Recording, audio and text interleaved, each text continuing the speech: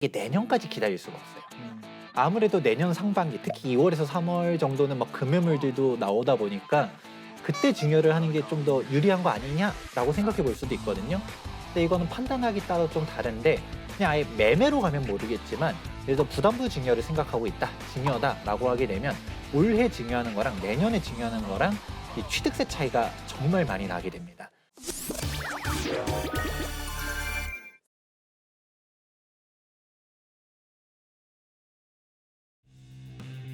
증여에 관심 갖는 분들 참 많은데요. 오늘은 사연을 하나 더 준비해봤습니다. 저희 5천만의 세무사 시청자분께서 친히 보내주신 사연 읽어드리겠습니다. 저는 2005년에 노원 33평 아파트를 2.5억 원에 구매했고 14년을 거주하고 2019년 초에 다른 집 전세로 이사를 나오면서 노원구에 있는 집은 전세를 주게 됐습니다. 현재 세입자는 전세이고 보증금은 6억 원인데요. 현재 보유하고 있는 부동산은 노원 아파트 한 채입니다. 이 집을 성인인 자녀에게 양도해주고 싶은데 세금을 얼마나 내야 할지 시기는 어떤지도 궁금합니다. 자, 세무사님. 예. 자녀에게 증여를 하려고 하신다는 얘기인 것 같아요. 증여세 어떻게 될까요? 저는 이런 케이스를 보면 딱 세 가지를 그러면 가장 기본적으로 한번 생각을 해보시라. 왜냐하면 증여도 있고 양도도 있고 그다음에 부담부 증여도 할 수 있기 때문에 그렇죠. 전세가 끼어 있으니까요. 예, 맞습니다. 예. 그래서 간단하게 이제 이런 세액 계산에 대한 시뮬레이션 그리고 자녀가 미래에 이제 취득하고 나서 1세대 1주택 비과세를 또 만들어서 팔 수 있는가 이런 것들을 다각도로 살펴보셨으면 좋겠어요. 첫 번째로 말씀드릴 거는 간단하죠. 이제 순수 증여를 한다고 해보겠습니다. 말 그대로 이 전세 보증금이 다 나가고 나서 자녀가 이 채무를 승계를 하게 되면 결국 6억 원을 이분이 나갈 때 자녀가 결국 부담을 해줘야 그렇죠. 되는데 자녀가 6억 원이 없을 수도 있습니다. 그리고 그때 전세 새로운 세입자를 구했는데 그 전세가 6억 원이 아닐 안 수도 될 있는 수도 거죠. 있죠. 예.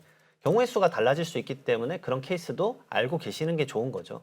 그래서 순수 증여를 하게 되면 9억 5천만 원에 대해서 증여세는 증여 재산 공제에 5천만 원 있다라고 가정을 해보겠습니다. 그럼 차감을 하면 9억 원에 대해서 이제 결국 증여세를 내야 되는 거잖아요. 그러면은 2억 1천만 원 정도가 나오세요.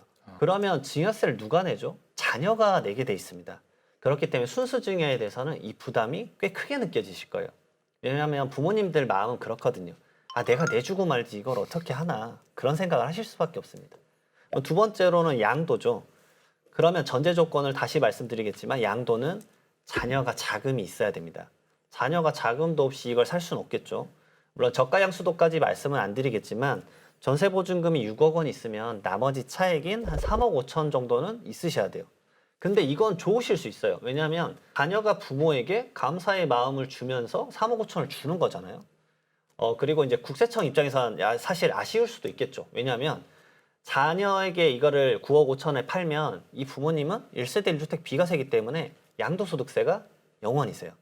왜냐하면 양도소득세 비과세는 12억 원까지, 양도가액이 12억 원까지는 세금이 0원이기 때문에. 그러면 오히려 자녀가 부모에게 3억 5천의 자금을 주고 내부적인 그 가족 테두리에서는 자금의 유실은 생기지 않는 거죠.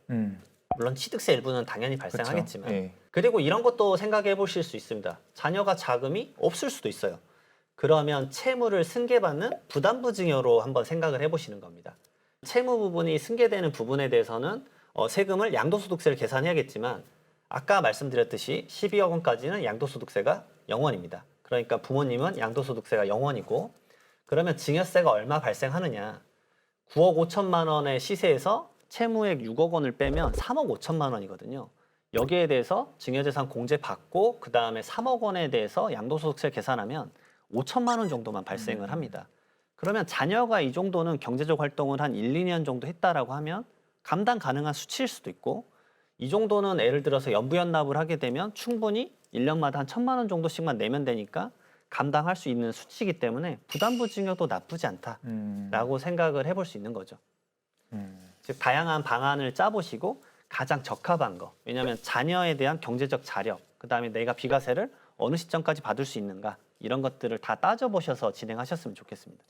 네, 그렇다면 지금은 부동산 아까 말씀하신 것처럼 빙하기 하락장 추세입니다. 그러면 이럴 때 증여나 매매 어떤 게 더 좋을까요? 앞으로의 흐름까지 고려했을 때 어떻게 보세요? 뭐 일단은 이게 가져갈 집이냐 아니냐부터 구분하는 게 1번이긴 해요. 왜냐면 지금 부동산 경기가 안 좋다라고 했었을 때 내가 자녀한테 증여를 했는데 뭐 증여를 해줘도 계속 떨어진다라고 하면 자녀도 내가 가치 있는 집이면 넘겨주고 그런 거잖아요. 근데 사실 이제 사연자분 주택은 정확히 어느 단지인지는 얘기 안 했지만 노원구의 33평 아파트라고 얘기하셨어요. 그리고 지금 가격대 지금 보니까 그냥 딱 봐도 사실 노원구는 대부분 비슷비슷하다 보니까 뭐 해봤자 상기주공 아파트나 중개주공 아파트 이럴 것 같은데 사실 저는 어떻게 따지면 이런 주택 같은 경우는 지금 자녀한테 넘겨주기 오히려 더 좋지 않나라고 보고 있어요. 왜냐하면 노원구는 참 안타까운 것 중 하나가 재건축 호재가 정말 이제 각광을 받았던 지역이었거든요. 이제 목동이랑 상계동, 중계동 둘 다 80년대에 조성이 됐었던 단지들이에요. 그렇다 보니까 이제 다들 30년 넘어가서 재건축에 대한 기대감들이 높았었는데 문제는 재건축에 대한 규제들이 생각한 것보다 잘 안 풀리고 있었거든요. 그렇다 보니 뭐 그런 점도 하나 있고 그리고 두 번째로는 아무래도 노원구가 약간 목동 이런 곳과 다르게는 좀 더 외곽이다 보니까 가격 하방이 훨씬 더 세게 작용되는 부분들이 있었습니다. 그러면 이게 당장 집값이 많이 떨어지는 거는 단점이라고 볼 수 있지만 제가 맨 처음에 어떤 얘기를 해드렸었냐면 일단 재건축 이슈가 지금 당장은 안 나온다 하더라도 몇 년 뒤에는 또 다시 나올 수 있는 거고 그러면 우리가 재건축 얘기했었을 때 일기 신도시 재건축들도 이야기가 나오지만 사실 일기 신도시보다 앞에서 움직여야 되는 게 80년대에 지어졌었던 이런 상계동, 중계동이 먼저라는 것이죠. 그럼 뭔가 이런 종합적인 것들을 고려했었을 때 그냥 증여하기보다는 약 미래 가치가 있는 자산 상품들을 갖다가 훨씬 더 싸게 돼 있을 때 넘겨주는 게 좋다라는 얘기도 많이 해요. 왜냐하면 재건축 같은 경우는 가격이 조정될 때 더 많이 빠지는 부분들이 있습니다. 왜냐하면 신축 아파트 같은 경우는 전세 금액도 높잖아요. 근데 재건축 아파트는 아무래도 오래됐다 보니까 막 30년이 넘어갔어요. 주차도 힘들어. 그러니까 전세도 상대적으로 좀 낮거든요. 그래서 투자자들이 많이 모이는 상품이다 보니까 가격 조정도 더 많이 되는 경향들이 있습니다. 그럼 나는 이걸 팔려고 생각하면 모르겠지만 어차피 자녀한테 줄 거다라고 생각했을 때는 지금 많이 조정됐을 때 주는 게 좀 더 낫다라는 겁니다. 그렇기 때문에 지금 증여 시점으로는 정말 좋다. 물론 이 방법은 저가 양수도인지 뭐 부담부 증여인지는 판단하면 좋겠지만 그러면 이게 조정이 되니까 넘겨주는 것까지는 오케이라고 했었을 때 사실 약간 조금 안타까운 거는 이게 내년까지 기다릴 수가 없어요. 아무래도 내년 상반기 특히 2월에서 3월 정도는 막 금매물들도 나오다 보니까 좀 더 그때 가격이 더 떨어지게 되면 그때 증여를 하는 게 좀 더 유리한 거 아니냐라고 생각해 볼 수도 있거든요. 근데 이거는 판단하기 따라 좀 다른데 그냥 아예 매매로 가면 모르겠지만 예를 들어 부담부 증여를 생각하고 있다. 증여다라고 하게 되면 올해 증여하는 거랑 내년에 증여하는 거랑 이 취득세 차이가 정말 많이 나게 됩니다. 대표적으로 2022년도 12월 안에 증여를 했다라고 하게 되면 이 증여 취득세가 이 지금 사연 보내주신 분 같은 경우는 1주택자잖아요. 그러니까 이제 면적도 33평이라고 했으니까 3.8%일 거예요. 근데 이 3.8% 취득세를 내는 기준이 어떤 거에 대한 기준이냐면 공시 가격입니다. 아파트다 보니까 공동주택 가격 기준은 3.8%를 낼 텐데 이제 내년으로 넘어가게 되면 즉 2023년도 1월달 이후로 증여를 하게 되면 이게 시세 기준으로 정확하게는 여기서 이제 시가 인정이 되는 유사매매 사례 가액이든 그런 주변 실거래가들 이런 것들 참고하게 되겠지만 그 시가 기준으로 갖다가 3.8% 이렇게 내게 되면 아무래도 내가 취득세가 공시가랑 시세는 좀 차이가 나게 되겠죠. 그다음에 이런 부분들도 고려하게 되면 제가 봤을 때는 12월 정도쯤에 잘 이제 판단을 해서 너무 뒤로 미루진 않는 것도 좋을 수도 있다라고 얘기해드리고 싶네요. 네, 지금 소장님 말씀하시는 동안 열심히 메모를 하셨는데 하고 싶으신 말씀이 있으신 것 같아요. 열심히 배우려고 적었고요.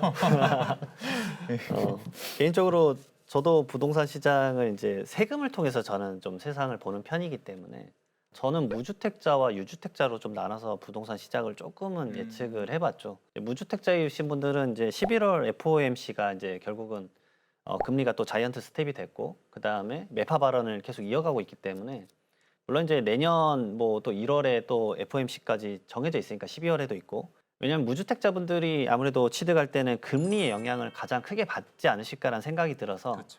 이 금리가 완화되는 시점을 찾을 수밖에 없겠다라는 생각이 듭니다. 그러면 이제 과거의 역사를 어느 정도 좀 살펴보시면 그게 좀 도움이 되실 수도 있잖아요. 그러니까 글로벌 경제 위기 때도 사실 기준금리가 4% 이상 올라갔다가 단 8개월 만에 2%대까지 뚝 떨어진 적이 있었거든요. 급락을 한번 한 적이 있었죠. 그런 시점들이 올 수 있기 때문에 그런 금리에 대한 뉴스들 계속 좀 접하셨다가 접근하실 것 같고, 그다음에 유주택자이신 분들은 아무래도 이제 세금의 이슈가 또 있을 것 같습니다.